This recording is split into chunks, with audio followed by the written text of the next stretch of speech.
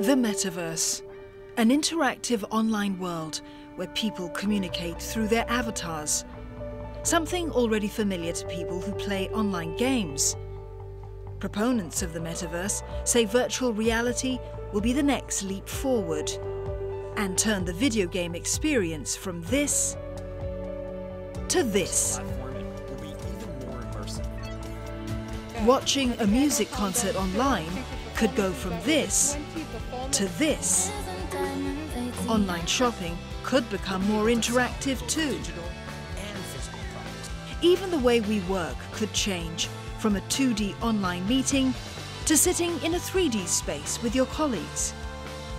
One tech company with big plans for the Metaverse is Facebook. It's rebranded itself and is now called Meta.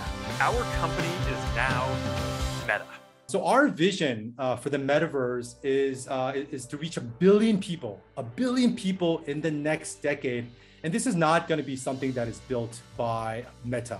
It requires collaboration, and this is going to be a world that we all build for together in collaboration with not just with telecom providers or hardware manufacturers or software, but it's going to require governments, regulators, human rights activists, academia, civic rights.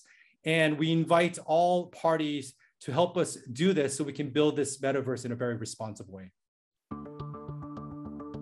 Building the Metaverse of tomorrow will require a rethink of the technology that we use.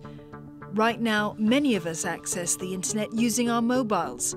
In order for the Metaverse to take off, virtual reality needs to be as easy to use. Technologies like AR, VR have been struggling to take off, over the last years, and are still perceived as clunky. For example, VR headsets. And so I would imagine for the Metaverse to be, truly transformative, truly disruptive technologies, you need something simple. So you need to bring simplicity, convenience into our daily lives. In the Metaverse, everything will have to converge together. Where VR actually struggles is the lack of compelling content. So there are handpicked content which actually make get some traction in the consumer space or amongst general users, but there is no killer app for VR at this point in time. So that's the biggest drawback.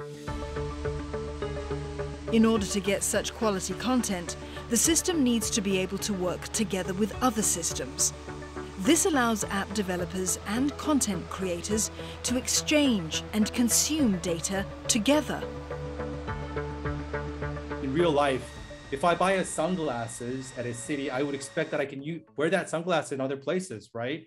And I think that in the Metaverse, we're going to have to build in a way where interoperability is key to the consumer experience. Where if I buy a sunglass in the Metaverse, I should be able to use that sunglass and wear that sunglasses in different virtual worlds and different virtual spaces. And we've already started to actually build this principle into our VR platforms. Like all things digital, the development of the Metaverse has also been given a boost during the COVID-19 pandemic. The pandemic has created so many other possibilities and also opened up our minds towards those possibilities. Do you know what I mean? Whereas previously people may have said, oh, it's not for me, but now it's become more common, more mainstream, if you will, or increasingly becoming more mainstream, whether it be virtual concerts or virtual tours or virtual tourism or tours in the real estate space, if you will, right? Healthcare could be another example. So I think that there are some real business cases or opportunities that can be solved for. So first of all, that's really where I'm excited about the creativity, the imagination that's going to spur the kinds of use cases that we don't even know.